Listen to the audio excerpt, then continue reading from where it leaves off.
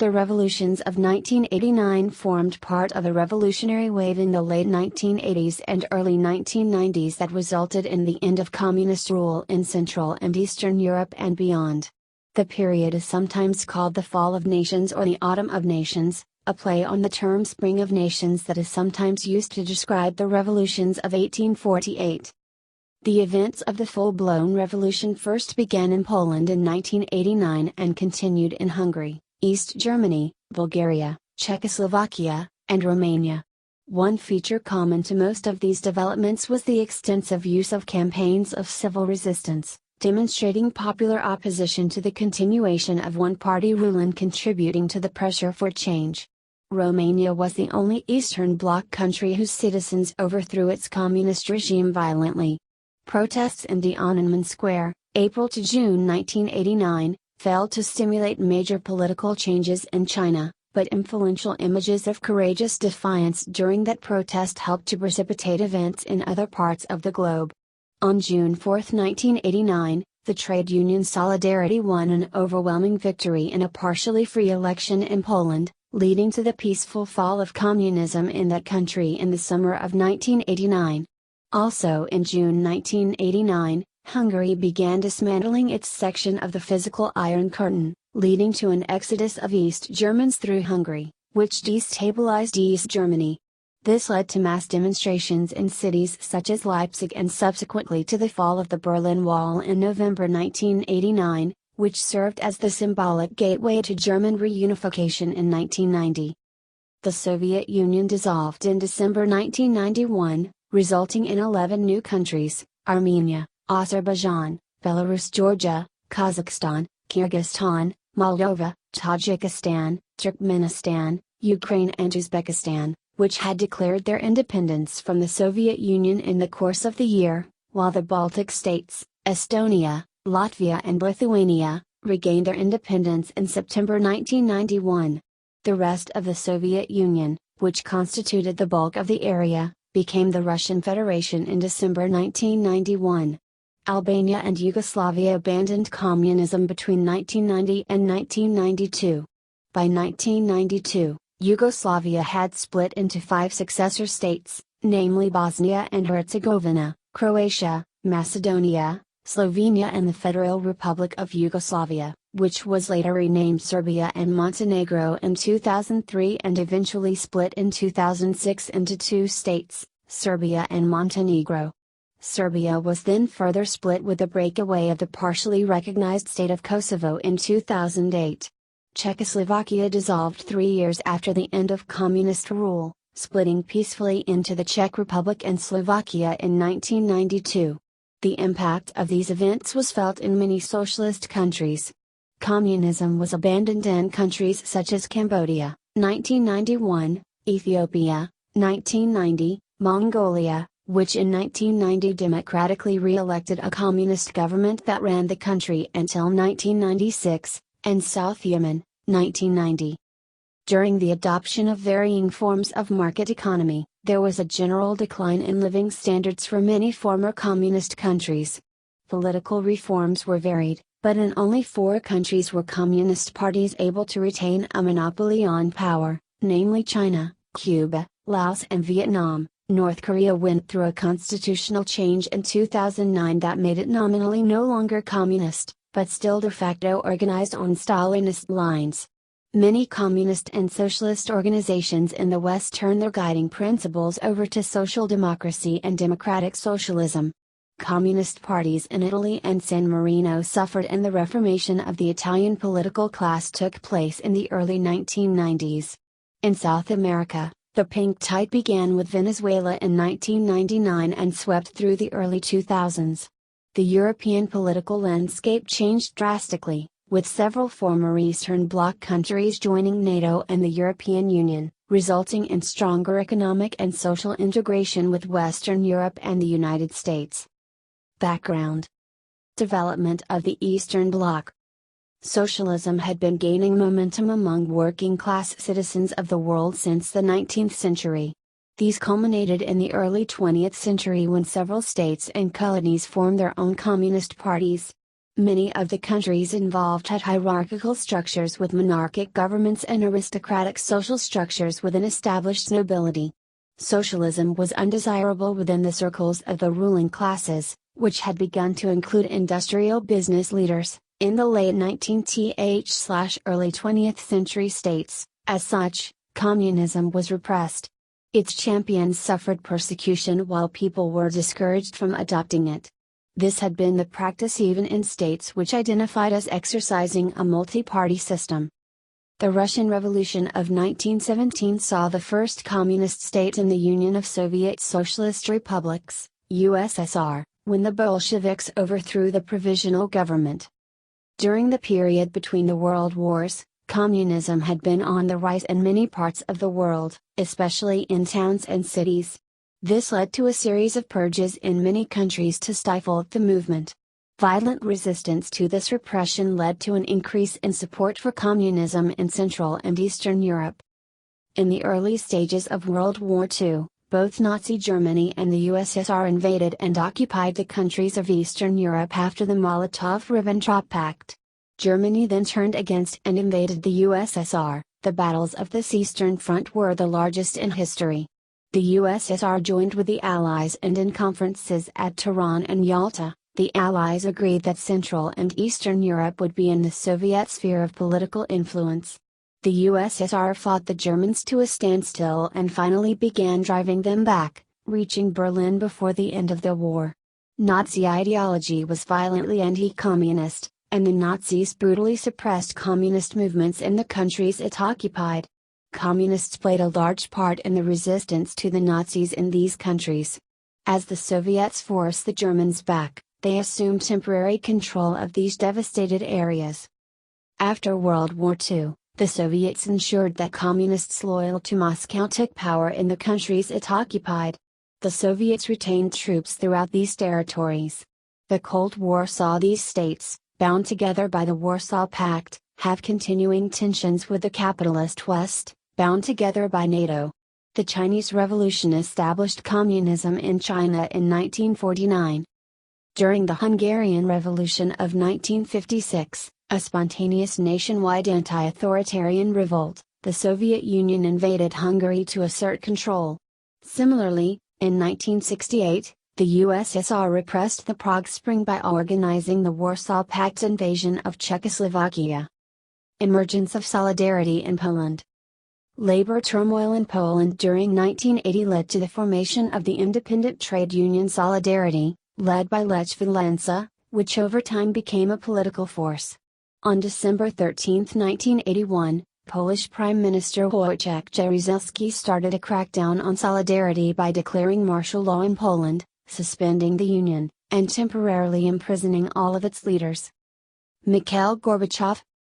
Although several Eastern Bloc countries had attempted some abortive, limited economic and political reform since the 1950s, for example the Hungarian Revolution of 1956 and Prague Spring of 1968, the ascension of reform-minded Soviet leader Mikhail Gorbachev in 1985 signaled the trend toward greater liberalization. During the mid-1980s, a younger generation of Soviet apparatchiks, led by Gorbachev, began advocating fundamental reform in order to reverse years of Brezhnev stagnation. After decades of growth, the Soviet Union was now facing a period of severe economic decline and needed Western technology and credits to make up for its increasing backwardness. The costs of maintaining its military, the KGB, and subsidies to foreign client states further strained the moribund Soviet economy. The first signs of major reform came in 1986 when Gorbachev launched a policy of glasnost, openness, in the Soviet Union, and emphasized the need for perestroika, economic restructuring. By the spring of 1989, the Soviet Union had not only experienced lively media debate, but had also held its first multi-candidate elections in the newly established Congress of People's Deputies. While glasnost ostensibly advocated openness and political criticism, these were only permitted within a narrow spectrum dictated by the state. The general public in the Eastern Bloc was still subject to secret police and political repression. Gorbachev urged his Central and Southeast European counterparts to imitate perestroika and glasnost in their own countries. However, while reformists in Hungary and Poland were emboldened by the force of liberalization spreading from the East, other Eastern Bloc countries remained openly skeptical and demonstrated aversion to reform. Believing Gorbachev's reform initiatives would be short-lived, hardline communist rulers like East Germany's Erich Honecker, Bulgaria's Todor Zhivkov, Czechoslovakia's Gustav Husák and Romania's Nicolae Ceausescu obstinately ignored the calls for change. "When your neighbor puts up new wallpaper, it doesn't mean you have to too," declared one East German Politburo member. Soviet republics. By the late 1980s, people in the Caucasus and Baltic states were demanding more autonomy from Moscow, and the Kremlin was losing some of its control over certain regions and elements in the Soviet Union. In November 1988, the Estonian Soviet Socialist Republic issued a declaration of sovereignty, which would eventually lead to other states making similar declarations of autonomy. The Chernobyl disaster in April 1986 had major political and social effects that catalyzed or at least partially caused the revolutions of 1989. One political result of the disaster was the greatly increased significance of the new Soviet policy of glasnost. It is difficult to establish the total economic cost of the disaster. According to Gorbachev, the Soviet Union spent 18 billion rubles, the equivalent of $18 billion at that time, on containment and decontamination, virtually bankrupting itself. Impact of Solidarity grows.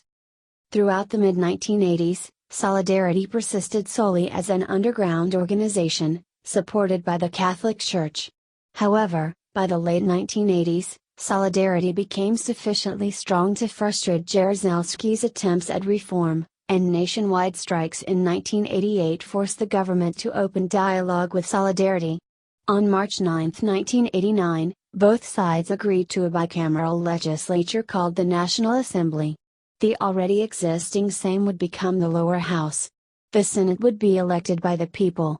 Traditionally a ceremonial office, the presidency was given more powers. Polish Round Table Agreement. On July 7, 1989, President Mikhail Gorbachev implicitly renounced the use of force against other Soviet bloc nations. Speaking to members of the 23-Nation Council of Europe, Mr. Gorbachev made no direct reference to the so-called Brezhnev Doctrine, under which Moscow had asserted the right to use force to prevent a Warsaw Pact member from leaving the communist fold. He stated, "Any interference in domestic affairs and any attempts to restrict the sovereignty of states, friends, allies or any others, are inadmissible." The policy was termed the Sinatra Doctrine, in a joking reference to the Frank Sinatra song My Way. Poland became the first Warsaw Pact country to break free of Soviet domination. Regime changes outside of Eastern Europe. In February 1986, in one of the first peaceful, mass movement revolutions against a dictatorship, the People Power Revolution in the Philippines peacefully overthrew dictator Ferdinand Marcos and inaugurated Cory Aquino as president. The domino effect of the revolutions of 1989 affected other regimes as well. The South African apartheid regime and Pinochet's military dictatorship in Chile were gradually dismantled during the 1990s as the West withdrew their funding and diplomatic support. Argentina, Ghana, Indonesia, Nicaragua, South Korea, Suriname, Republic of China, Taiwan, and North and South Yemen, among many others, elected democratic governments. Exact tallies of the number of democracies vary depending on the criteria used for assessment, but by some measures by the late 1990s there were well over 100 democracies in the world, a marked increase in just a few decades. National political movements. Poland. A wave of strikes hit Poland in April and May 1988. A second wave began on 15 August, when a strike broke out at the July Manifesto coal mine in Jastrzębie, with the workers demanding the relegalization of the Solidarity trade union. Over the next few days, 16 other mines went on strike followed by a number of shipyards, including on 22 August the Gdansk shipyard, famous as the epicenter of the 1980 industrial unrest that spawned Solidarity. On August 31, 1988 Lech Walesa, the leader of Solidarity, was invited to Warsaw by the communist authorities, who had finally agreed to talks.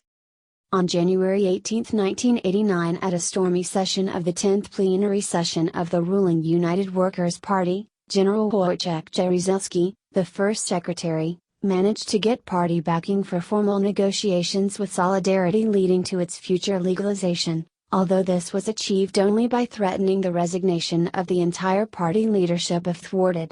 On February 6, 1989, formal roundtable discussions began in the Hall of Columns in Warsaw. On April 4, 1989, the historic Roundtable Agreement was signed legalizing Solidarity and setting up partly free parliamentary elections to be held on June 4, 1989, incidentally, the day following the midnight crackdown on Chinese protesters in Tiananmen Square. A political earthquake followed as the victory of Solidarity surpassed all predictions. Solidarity candidates captured all the seats they were allowed to compete for in the Sejm, while in the Senate they captured 99 out of the 100 available seats, with the one remaining seat taken by an independent candidate. At the same time, many prominent communist candidates failed to gain even the minimum number of votes required to capture the seats that were reserved for them. On August 15, 1989, the Communists' two longtime coalition partners, the United People's Party, ZSL, and the Democratic Party, SD, broke their alliance with the PZPR and announced their support for Solidarity. The last communist Prime Minister of Poland, General Czesław Kiszczak, said he would resign to allow a non-communist to form an administration. As Solidarity was the only other political grouping that could possibly form a government, it was virtually assured that a Solidarity member would become Prime Minister. On August 19, 1989, in a stunning watershed moment, Tadeusz Mazowiecki, an anti-communist editor, Solidarity supporter, and devout Catholic, was nominated as Prime Minister of Poland, and the Soviet Union voiced no protest.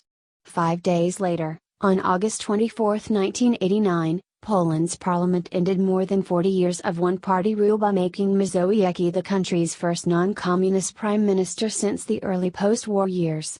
In a tense parliament, Mazowiecki received 378 votes, with 4 against and 41 abstentions. On September 13, 1989, a new non-communist government was approved by Parliament, the first of its kind in the Eastern Bloc. On November 17, 1989, the statue of Felix Dzerzhinsky, Polish founder of the Cheka and symbol of communist oppression, was torn down in Bank Square, Warsaw. On December 29, 1989, the Sejm amended the constitution to change the official name of the country from the People's Republic of Poland to the Republic of Poland. The Communist Polish United Workers' Party dissolved itself on January 29, 1990, and transformed itself into the Social Democracy of the Republic of Poland. In 1990, Jaruzelski resigned as Poland's president and was succeeded by Wałęsa, who won the 1990 presidential elections held in 2 rounds on 25 November and 9 December. Wałęsa's inauguration as president on December 21, 1990 is thought by many to be the formal end of the Communist People's Republic of Poland and the beginning of the modern Republic of Poland. The Warsaw Pact was dissolved on July 1, 1991. On October 27, 1991, the first entirely free Polish parliamentary elections since 1945 took place. This completed Poland's transition from Communist Party rule to a Western-style liberal democratic political system. The last Russian troops left Poland on September 18, 1993. Hungary. Following Poland's lead, Hungary was next to switch to a non-communist government. Although Hungary had achieved some lasting economic reforms and limited political liberalization during the 1980s, major reforms only occurred following the replacement of János Kadar as General Secretary of the Communist Party on May 23, 1988 with Karoly Gross. On November 24, 1988, Miklos Nemeth was appointed Prime Minister. On January 12, 1989, the Parliament adopted a democracy package, which included trade union pluralism, freedom of association, assembly, and the press, a new electoral law, and a radical revision of the constitution, among other provisions. On January 29, 1989, contradicting the official view of history held for more than 30 years, a member of the ruling Politburo, Imre Pazke, declared that Hungary's 1956 rebellion was a popular uprising rather than a foreign-instigated attempt at counter-revolution.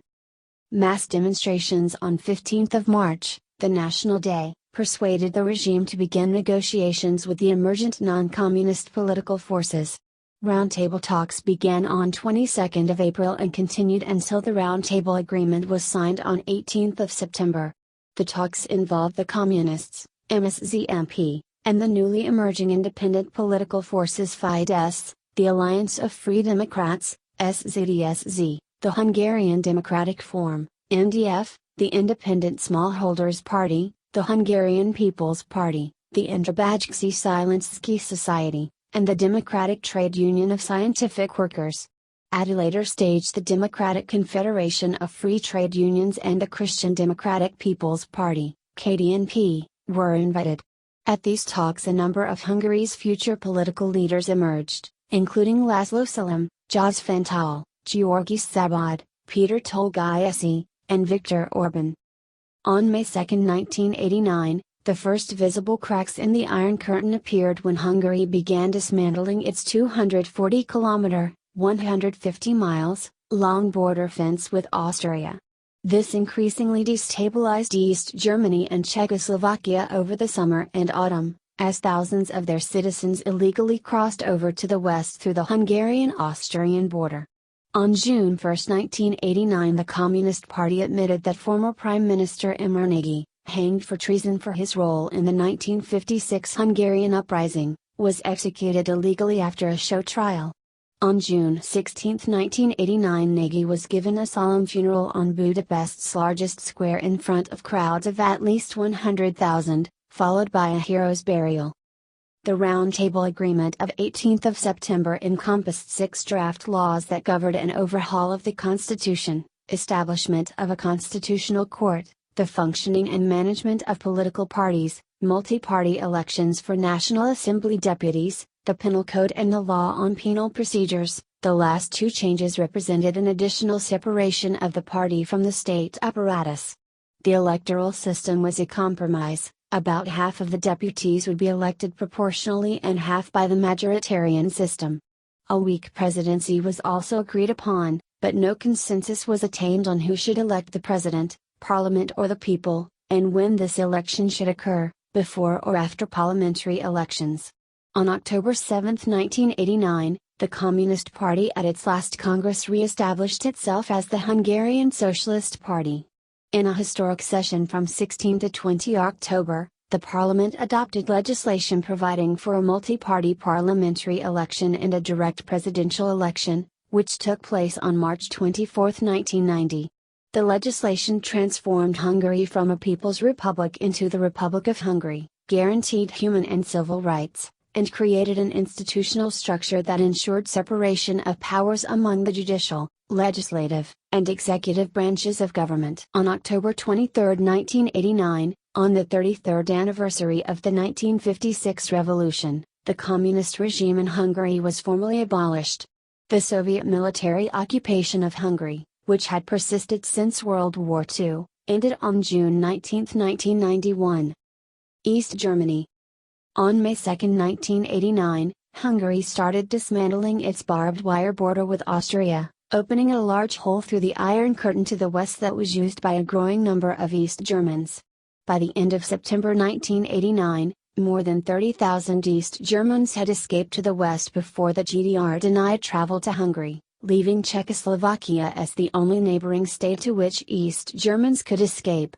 Thousands of East Germans tried to reach the west by occupying the West German diplomatic facilities in other Central and Eastern European capitals, notably the Prague Embassy and the Hungarian Embassy, where thousands camped in the Muddy Garden from August to November waiting for German political reform. The GDR closed the border to the Czechoslovakia on 3 October, thereby isolating itself from all its neighbors.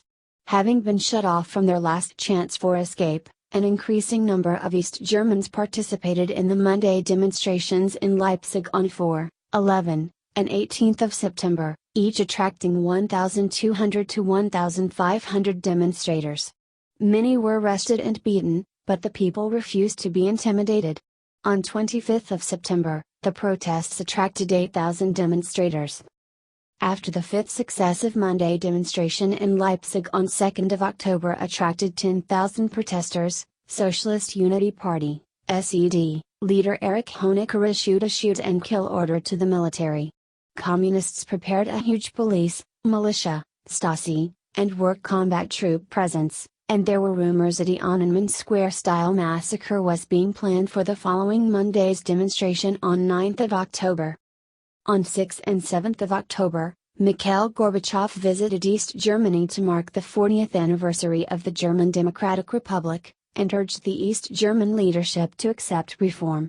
A famous quote of his is rendered in German as "Wer zu spät kommt, den bestraft das Leben," the one who comes too late is punished by life. However, Honecker remained opposed to internal reform, with his regime even going so far as forbidding the circulation of Soviet publications that it viewed as subversive. In spite of rumors that the Communists were planning a massacre on 9th of October, 70,000 citizens demonstrated in Leipzig that Monday, and the authorities on the ground refused to open fire. This victory of the people facing down the Communists' guns encouraged more citizens to take to the streets. The following Monday, 16th of October, 120,000 people demonstrated on the streets of Leipzig. Erich Honecker had hoped that the Soviet troops stationed in the GDR by the Warsaw Pact would restore the communist government and suppress the civilian protests. By 1989, the Soviet government deemed it impractical for the Soviet Union to continue asserting its control over the Eastern Bloc, so it took a neutral stance regarding the events happening in East Germany. Soviet troops stationed in Eastern Europe were under strict instructions from the Soviet leadership not to intervene in the political affairs of the Eastern Bloc nations and remained in their barracks. Faced with ongoing civil unrest, the SED deposed Honecker on 18th of October and replaced him with the number 2 man in the regime, Egon Krenz. However, the demonstrations kept growing, and on Monday 23rd of October the Leipzig protesters numbered 300,000 and remained as large the following week. The border to Czechoslovakia was opened again on 1st of November, and the Czechoslovak authorities soon let all East Germans travel directly to West Germany without further bureaucratic ado, thus lifting their part of the Iron Curtain on 3rd of November. On 4th of November the authorities decided to authorize a demonstration in Berlin and were faced with the Alexanderplatz demonstration, where 500,000 citizens converged on the capital demanding freedom in the biggest protest the GDR ever witnessed. Unable to stem the ensuing flow of refugees to the west through Czechoslovakia, the East German authorities eventually caved into public pressure by allowing East German citizens to enter West Berlin and West Germany directly, via existing border points, on November 9, 1989, without having properly briefed the border guards. Triggered by the erratic words of regime spokesman Gunter Schabowski in a TV press conference, stating that the planned changes were in effect immediately, without delay, hundreds of thousands of people took advantage of the opportunity. The guards were quickly overwhelmed by the growing crowds of people demanding to be let out into West Berlin. After receiving no feedback from their superiors, the guards, unwilling to use force, relented and opened the gates to West Berlin. Soon new crossing points were forced open in the Berlin Wall by the people, and sections of the wall were literally torn down as this symbol of oppression was overwhelmed. The bewildered guards were unaware of what was happening and meekly stood by as the East Germans took to the wall with hammers and chisels. On 7th of November, the complete Ministrat der DDR, State Council of East Germany, including its chairman Willi Stoph, resigned. A new government was formed under a considerably more liberal communist, Hans Modrow. On 1st of December, the Volkskammer removed the SED's leading role from the constitution of the GDR. On 3rd of December Krenz resigned as leader of the SED, he resigned as head of state 3 days later. On 7th of December roundtable talks opened between the SED and other political parties. On December 16, 1989, the SED was dissolved and refounded as the SED-PDS, abandoning Marxism-Leninism and becoming a mainstream democratic socialist party. On January 15, 1990, the Stasi's headquarters was stormed by protesters. Modrow became the de facto leader of East Germany until free elections were held on March 18, 1990, the first since November 1932. This, renamed the Party of Democratic Socialism, was heavily defeated. Lothar de Maizière of the East German Christian Democratic Union became Prime Minister on April 4, 1990 on a platform of speedy reunification with the West. The two Germanys were reunified on October 3, 1990. The Kremlin's willingness to abandon such a strategically vital ally marked a dramatic shift by the Soviet superpower and a fundamental paradigm change in international relations, which until 1989 had been dominated by the East-West divide running through Berlin itself. The last Russian troops left the territory of the former GDR, now part of a reunited Federal Republic of Germany, on September 1, 1994. Czechoslovakia.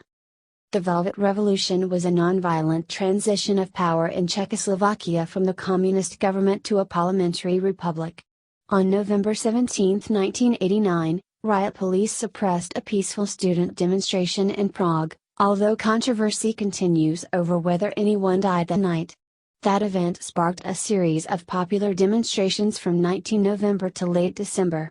By 20th of November the number of peaceful protesters assembled in Prague had swelled from 200,000 the previous day to an estimated 500,000.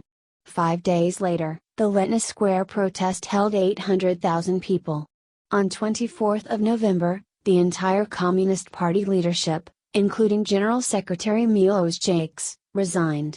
A 2-hour general strike, involving all citizens of Czechoslovakia, was successfully held on 27th of November. With the collapse of other communist governments, and increasing street protests, the Communist Party of Czechoslovakia announced on November 28, 1989 that it would relinquish power and dismantle the single-party state. Barbed wire and other obstructions were removed from the border with West Germany and Austria in early December. On 10th of December, President Gustav Husák appointed the first largely non-communist government in Czechoslovakia since 1948, and resigned. Alexander Dubček was elected Speaker of the Federal Parliament on 28 December and Václav Havel the President of Czechoslovakia on December 29, 1989. In June 1990 Czechoslovakia held its first democratic elections since 1946. On June 27, 1991 the last Soviet troops were withdrawn from Czechoslovakia. Bulgaria. In October and November 1989, demonstrations on ecological issues were staged in Sofia, where demands for political reform were also voiced. The demonstrations were suppressed, but on November 10, 1989, the day after the Berlin Wall was breached, Bulgaria's long-serving leader Todor Zhivkov was ousted by his Politburo. He was succeeded by a considerably more liberal communist, former Foreign Minister Petr Mladenov. Moscow apparently approved the leadership change, as Zhivkov had been opposed to Gorbachev's policies. The new regime immediately repealed restrictions on free speech and assembly, which led to the first mass demonstration on 17 November, as well as the formation of anti-communist movements. 9 of them united as the Union of Democratic Forces, UDF, on 7 December.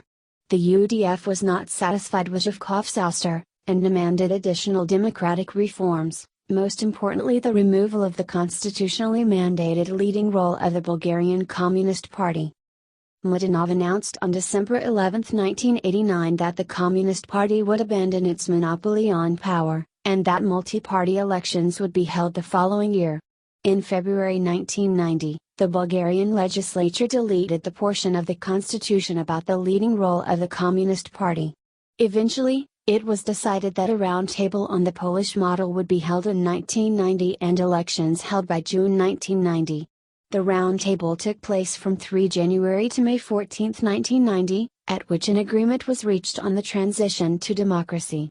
The Communist Party abandoned Marxism-Leninism in April 1990 and renamed itself as the Bulgarian Socialist Party. In June 1990 the first free elections since 1931 were held, won by the Bulgarian Socialist Party. Romania. After having suppressed the Brashov Rebellion in 1987, Nicolae Ceausescu was re-elected for another 5 years as leader of the Romanian Communist Party, PCR. In November 1989, signaling that he intended to ride out the anti-communist uprisings sweeping the rest of Europe. As Ceausescu prepared to go on a state visit to Iran, his Securitate ordered the arrest and exile of a local Hungarian Calvinist minister, Laszlo Tokes, on 16 December, for sermons offending the regime. Tokes was seized, but only after serious rioting erupted. Timisoara was the first city to react on 16 December, and civil unrest continued for 5 days. Returning from Iran, Ceausescu ordered a mass rally in his support outside Communist Party headquarters in Bucharest on 21 December. However, to his shock, the crowd booed and jeered him as he spoke. Years of repressed dissatisfaction boiled to the surface throughout the Romanian populace and even among elements in Ceausescu's own government, and the demonstrations spread throughout the country. At first, the security forces obeyed Ceausescu's orders to shoot protesters. However, on the morning of 22 December, the Romanian military suddenly changed sides. This came after it was announced that Defense Minister Vasil Miley had committed suicide after being unmasked as a traitor. Believing Miley had actually been murdered, the rank-and-file soldiers went over virtually unmasked to the revolution. Army tanks began moving towards the Central Committee building with crowds swarming alongside them. The rioters forced open the doors of the Central Committee building in an attempt to capture Ceausescu and his wife, Elena, coming within a few meters of the couple. However, they managed to escape via helicopter waiting for them on the roof of the building. Although elation followed the flight of the Ceausescus, uncertainty surrounded their fate. On Christmas Day, Romanian television showed the Ceausescus facing a hasty trial, and then being executed by firing squad. An interim National Salvation Front Council led by Ion Iliescu took over and announced elections for April 1990, the first free elections held in Romania since 1937. These were, however, postponed until May 20, 1990. The Romanian Revolution was the bloodiest of the revolutions of 1989. Over 1,000 people died, 100 of which were children, the youngest only 1 month old. Unlike its kindred parties in the Warsaw Pact, the PCR simply melted away. No present-day Romanian party claiming to be its successor has ever been elected to the legislature since the change of system. However, former PCR members have played significant roles in post-1989 Romanian politics. Every Romanian president until the election of Klaus Iohannis in 2014 was a former Communist Party member. Yugoslavia. The Socialist Federal Republic of Yugoslavia was not a part of the Warsaw Pact but pursued its own version of communism under Josip Broz Tito. It was a multi-ethnic state which Tito was able to maintain through a Yugoslav patriotic doctrine of brotherhood and unity. Tensions between ethnicities began to escalate, however, with the Croatian Spring of 1970–71, a movement for greater Croatian autonomy, which was suppressed. Constitutional changes were instituted in 1974, and the 1974 Yugoslav constitution devolved some federal powers to the constituent republics and provinces. After Tito's death in 1980, ethnic tensions grew, first in Albanian-majority SAP Kosovo with the 1981 protests in Kosovo. Parallel to the same process, Slovenia initiated a policy of gradual liberalization in 1984, somewhat similar to the Soviet perestroika. This provoked tensions between the League of Communists of Slovenia and the Central Yugoslav Party and Federal Army. By the late 1980s, many civil society groups were pushing towards democratization, while widening the space for cultural plurality. In 1987 and 1988, a series of clashes between the emerging civil society and the communist regime culminated with the so-called Slovene Spring, a mass movement for democratic reforms. The Committee for the Defense of Human Rights was established as the platform of all major non-communist political movements. By early 1989, several anti-communist political parties were already openly functioning, challenging the hegemony of the Slovenian communists. Soon, the Slovenian communists, pressured by their own civil society, came into conflict with the Serbian communist leadership. In January 1990, an extraordinary Congress of the League of Communists of Yugoslavia was called in order to settle the disputes among its constituent parties. Faced with being completely outnumbered, the Slovenian and Croatian communists walked out of the Congress on January 23, 1990, thus effectively bringing to an end to Yugoslavia's Communist Party. Both parties of the two Western republics negotiated free multi-party elections with their own opposition movements. On April 8, 1990, the Democratic and Anti-Yugoslav Demos coalition won the elections in Slovenia, while on April 22, 1990 the Croatian elections resulted in a landslide victory for the nationalist Croatian Democratic Union, HDZ, led by Franjo Tuđman. The results were much more balanced in Bosnia and Herzegovina and in Macedonia in November 1990, while the parliamentary and presidential elections of December 1990 in Serbia and Montenegro consolidated the power of Milosevic and his supporters. Free elections on the level of the federation were never carried out. The Slovenian and Croatian leaderships started preparing plans for secession from the federation, while a part of the Serbs of Croatia started the so-called Log Revolution, an insurrection organized by Serbia that would lead to the creation of the breakaway region of South Krajina. In the Slovenian independence referendum on December 23, 1990, 88.5% of residents voted for independence. In the Croatian independence referendum on May 19, 1991, 93.24% voted for independence. The escalating ethnic and national tensions were exacerbated by the drive for independence and led to the following Yugoslav wars. War in Slovenia, 1991. Croatian War of Independence, 1991 to 1995. Bosnian War, 1992 to 1995. Kosovo War, 1998 to 1999, including the NATO bombing of Yugoslavia. In addition, the insurgency in the Preševo Valley, 1999 to 2001, and the insurgency in the Republic of Macedonia, 2001, are also often discussed in the same context. Albania. In the People's Socialist Republic of Albania, Enver Hoxha, who led Albania for 4 decades, died on April 11, 1985. His successor, Ramazalia, began to gradually open up the regime from above. In 1989, the first revolt started in Shkodra and spread in other cities. Eventually, the existing regime introduced some liberalization, including measures in 1990 providing for freedom to travel abroad. Efforts were begun to improve ties with the outside world. March 1991 elections, the first free elections in Albania since 1923, and only the third free elections in the country's history, left the former communists in power, but a general strike and urban opposition led to the formation of a coalition cabinet including non-communists. Albania's former communists were routed in elections held in March 1992, amid economic collapse and social unrest. Mongolia. Mongolia declared independence in 1911 during the fall of the Qing dynasty. The Mongolian People's Party took power in 1921, and the party renamed itself the Mongolian People's Revolutionary Party. During these years, Mongolia was closely aligned with the Soviet Union.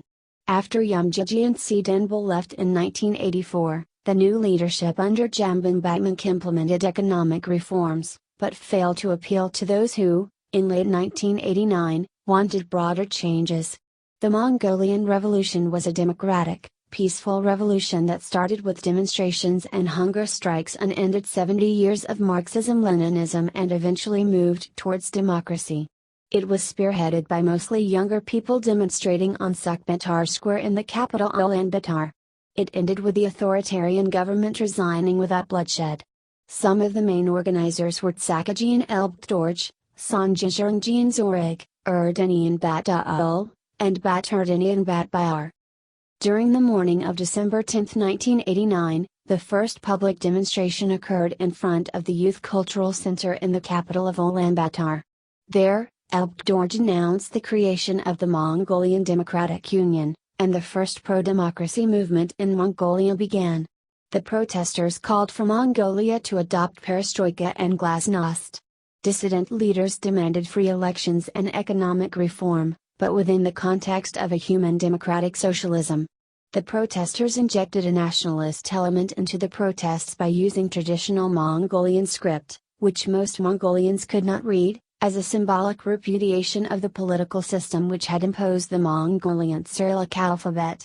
In late December 1989, demonstrations increased when news came of Garry Kasparov's interview in Playboy, suggesting that the Soviet Union could improve its economic health by selling Mongolia to China.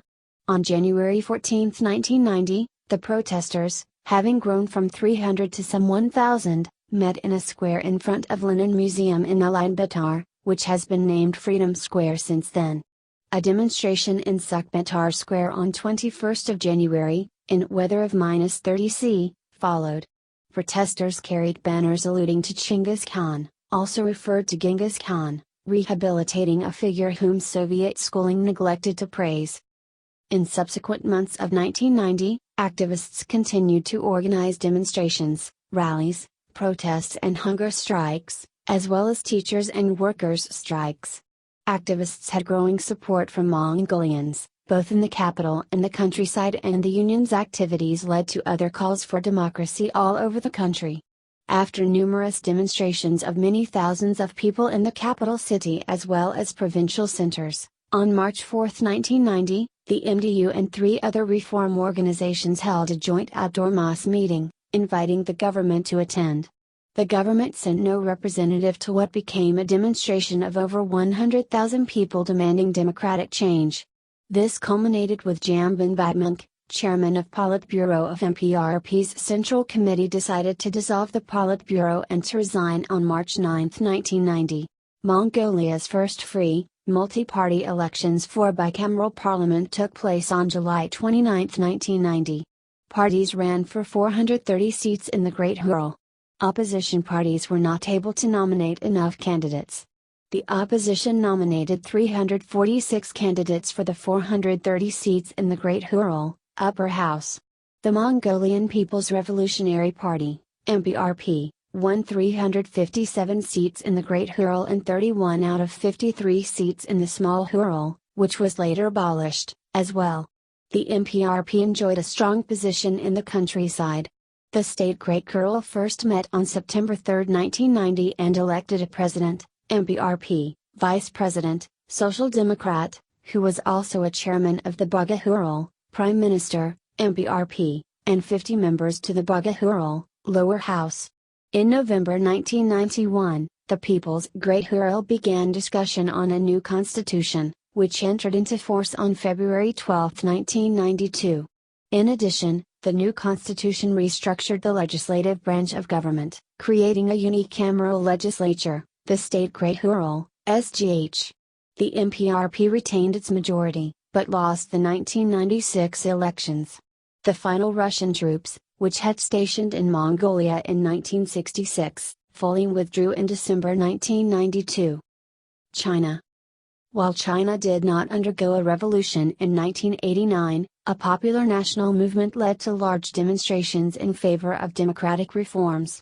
Chinese leader Deng Xiaoping, 1982 to 1987, had developed the concept of socialism with Chinese characteristics and enacted local market economy reforms around 1984, but the policy had stalled. The first Chinese student demonstrations, which eventually led to the Beijing protests of 1989, took place in December 1986 in Hefei.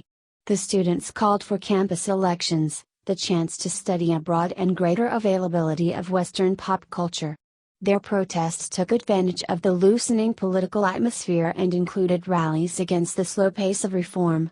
Hu Yaobang, a protege of Deng Xiaoping and a leading advocate of reform, was blamed for the protests and forced to resign as the CCP General Secretary in January 1987. In the anti-bourgeois liberalization campaign, Hu would be further denounced.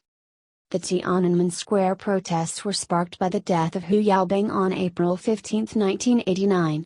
By the eve of Hu's state funeral, some 100,000 students had gathered at Tiananmen Square to observe it. However, no leaders emerged from the Great Hall. The movement lasted for 7 weeks. Mikhail Gorbachev visited China on 15 May during the protests, bringing many foreign news agencies to Beijing, and their sympathetic portrayals of the protesters helped galvanize a spirit of liberation among the Central, Southeast and Eastern Europeans who were watching. The Chinese leadership, particularly Communist Party General Secretary Zhou Jiang, who had begun to radically reform the economy earlier than the Soviets, was open to political reform, but not at the cost of a potential return to the disorder of the Cultural Revolution. The movement lasted from Hu's death on 15 April until tanks rolled into Tiananmen Square on June 4, 1989.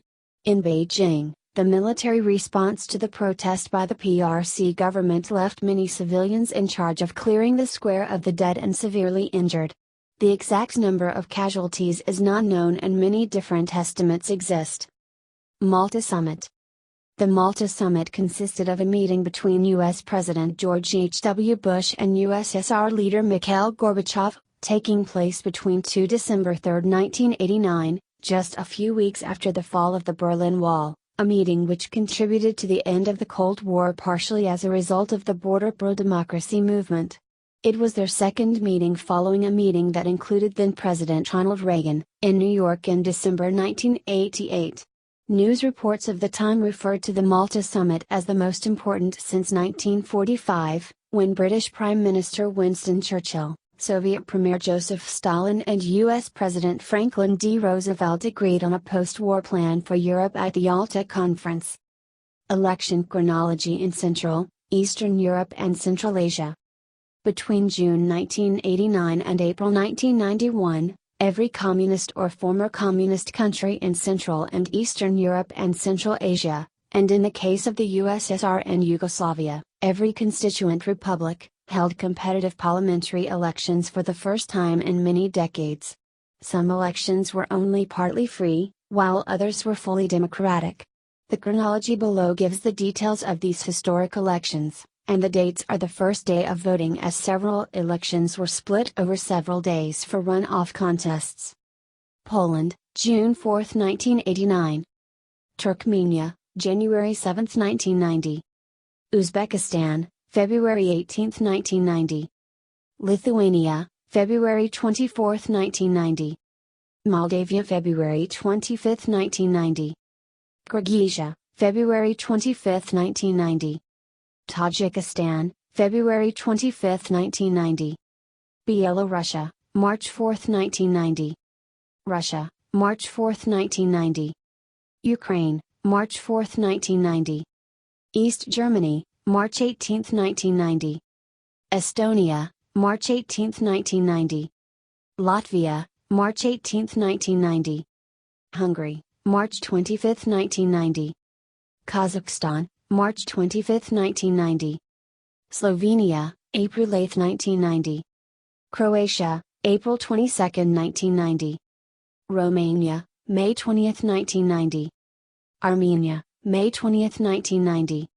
Czechoslovakia, June 8, 1990. Bulgaria, June 10, 1990. Mongolia, June 22, 1990. Azerbaijan, September 30, 1990. Georgia, October 28, 1990. Macedonia, November 11, 1990. Bosnia and Herzegovina, November 18, 1990. Serbia, December 9, 1990. Montenegro, December 9, 1990. Albania, March 31, 1991. Dissolution of the Soviet Union. On July 1, 1991, the Warsaw Pact was officially dissolved at a meeting in Prague. At a summit later that same month, Gorbachev and Bush declared a U.S.-Soviet strategic partnership, decisively marking the end of the Cold War. President Bush declared that U.S.-Soviet cooperation during the 1990-1991 Gulf War had laid the groundwork for a partnership in resolving bilateral and world problems. As the Soviet Union rapidly withdrew its forces from Central and Southeast Europe, the spillover from the 1989 upheavals began reverberating throughout the Soviet Union itself. Agitation for self-determination led to first Lithuania, and then Estonia, Latvia and Armenia declaring independence. However, the Soviet central government demanded the revocation of the declarations and threatened military action and economic sanctions. The government even went as far as controversially sending Soviet army troops to the streets of the Lithuanian capital, Vilnius, to suppress the separatist movements in January 1991, causing the deaths of 14 people. Disaffection in other Soviet republics, such as Georgia and Azerbaijan, was countered by promises of greater decentralization. More open elections led to the election of candidates opposed to Communist Party rule. Glasnost had inadvertently released the long-suppressed national sentiments of all peoples within the borders of the multinational Soviet state. These nationalist movements were further strengthened by the rapid deterioration of the Soviet economy, whose ramshackle foundations were exposed with the removal of communist discipline. Gorbachev's reforms had failed to improve the economy, with the old Soviet command structure completely breaking down. One by one, the constituent republics created their own economic systems and voted to subordinate Soviet laws to local laws. In 1990, the Communist Party was forced to surrender its 7-decade monopoly of political power when the Supreme Soviet rescinded the clause in the Soviet constitution that guaranteed its sole authority to rule. Gorbachev's policies caused the Communist Party to lose its grip over the media. Details of the Soviet Union's past were quickly being declassified. This caused many to distrust the old system and push for greater autonomy and independence. After a referendum confirmed the preservation of the Soviet Union but in a looser form, a group of Soviet hardliners represented by Vice President Gennady Yanayev launched a coup attempting to overthrow Gorbachev in August 1991. Boris Yeltsin, then president of the Russian SFSR, rallied the people and much of the army against the coup and the effort collapsed. Although restored to power, Gorbachev's authority had been irreparably undermined. Gorbachev resigned as General Secretary of the Communist Party following the coup, and the Supreme Soviet dissolved the party and banned all communist activity on Soviet soil. Just a few weeks later, the government granted the Baltic states their independence on 6 September. Over the next 3 months, one republic after another declared independence, mostly out of fear of another coup. Also during this time, the Soviet government was rendered useless as the new Russian government began taking over what remained of it, including the Kremlin. The penultimate step came on 1 December, when voters in the second most powerful republic, Ukraine, overwhelmingly voted to secede from the Soviet Union in a referendum. Th.